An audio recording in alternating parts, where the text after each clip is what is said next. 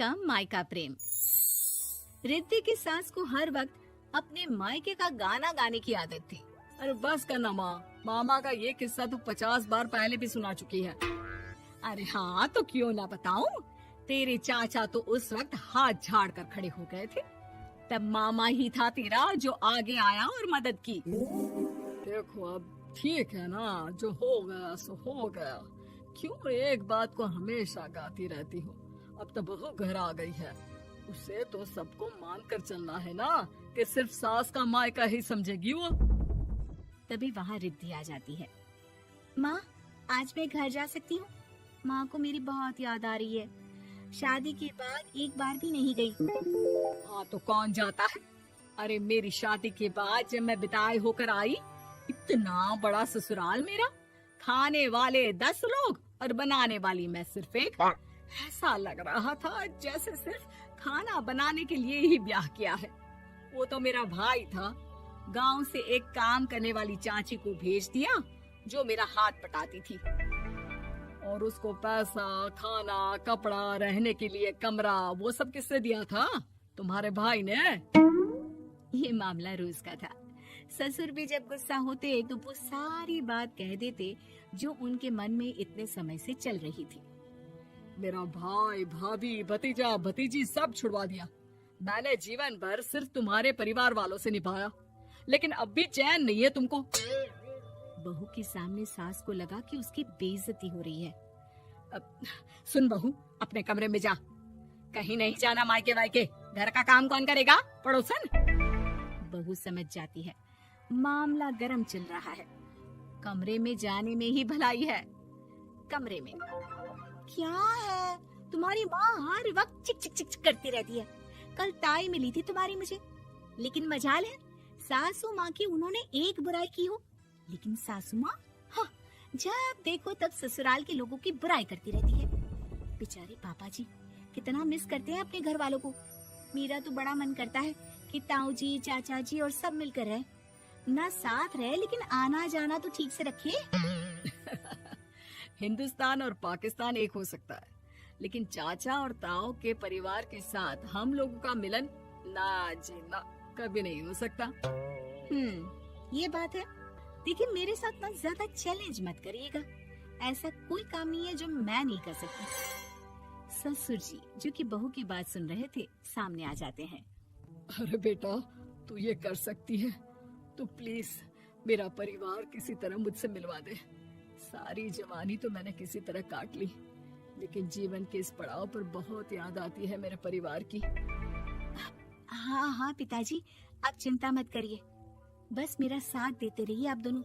फिर देखिए कैसे माँ जी भी ठीक हो जाएंगी और पूरा परिवार भी एक हो जाएगा।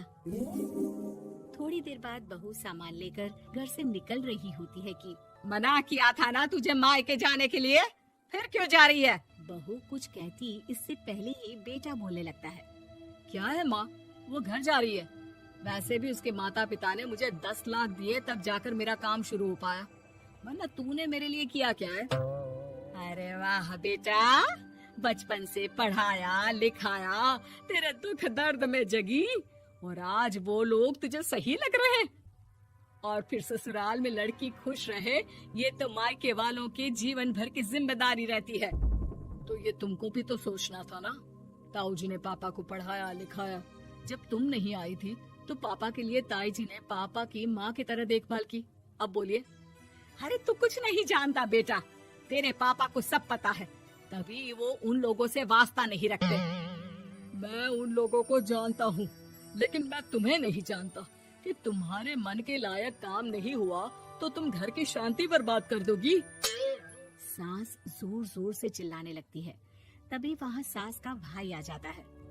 अरे क्यों आप लोग मेरी बहन को परेशान करते रहते हैं? पहले ये जीजा कम थे, जब बहू भी आ गई। बहन, मैंने तो 30 साल पहले ही बोला था, अपना हिस्सा ले और छोड़ इन लोगों को, चल अपने साथ। बहू समझ जाती है कि मामा ससुर की नजर किस पर है।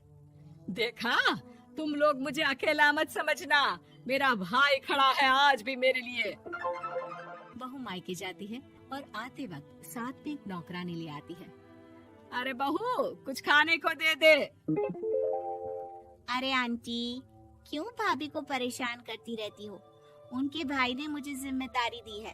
किसी भी चीज की परेशानी नहीं होनी चाहिए भाभी को। जो चाहिए मुझे बोलने का। आय हाय, बहू के मायके वालों का इतना दखल। ये मेरा घर है, कोई कल का आए इसे पूरा कैप्चर कर ले, ये बर्दाश्त नहीं होगा मुझसे। क्या हो गया सासू माँ? क्यों सुबह सुबह चिल्ला रही हैं? चमेली, ओ चमेली, क्या कहा था मेरे भाई ने तुझे? अरे दीदी बहुत तेज है आपकी सासू माँ। मैंने तो बोला कुछ चाहिए तो मांग लो मुझसे। अरे निकल यहाँ से, घर को रेलवे स्टेशन बना रखा है, जो देखो वो घुमा जा रहा है यहाँ से वहाँ। ये कहीं नहीं जाएगी।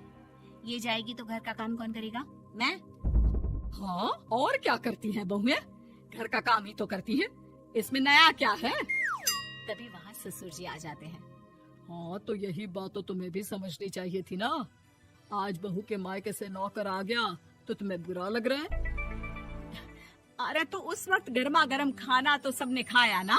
ऐसा तो नहीं है कि मेरे मायके का नौकर था तो सिर्फ मेरे लिए बनाता था। अरे निकालो इसे, फिलहाल बाद में बात करती हूँ। सास का गुस्सा जोर से नौकरानी पर फूटता है। तभी वहाँ बेटा सामान के साथ आकर खड़ा हो जाता है। चलो रिद्धि, तुम ठीक बोलती हो। मेरी माँ को तो हम लोगों की कोई फिक्र है ही नहीं, ये तो सारा दिन सिर्फ अपने बारे में सोचती है। और देखिए, मैं अब से कह रही हूँ कि अब से इस घर की तरफ आपको देखना भी नहीं है। नहीं आना आज के बाद इन लोगों से मिलने। हाँ, बस कभी कभी दिन में 2 बार मिलने आ जाओ। नहीं, बिल्कुल नहीं। ससुर झूठा नाटक करते हुए। मेरी बीवी ने मुझे मेरे ही परिवार से दूर कर दिया, आज बहू मेरा इकलौता बेटा दूर कर रही है। हाय, कैसे जीऊंगा मैं? वाह, वो भाई जो आपको बेटे की तरह मानता था, उन्हें छोड़ने में तो दुख नहीं हुआ। आज खुद का बेटा छोड़कर जा रहा है तो कैसे जीऊंगा? बड़े आए। अब सास समझ चुकी थी कि उससे गलती क्या हुई है। मुझे माफ कर दे बहू, अब मेरी समझ में आ गया कि अपनों से दूर कर बीवियां पति का भला नहीं बल्कि उन्हें जीवन में अकेला कर रही है। मुझे माफ कर दे, मैं अब सबसे माफी मांग लूंगी। ससुर जी दूर से बहू को थम्स अप दिखाते हैं।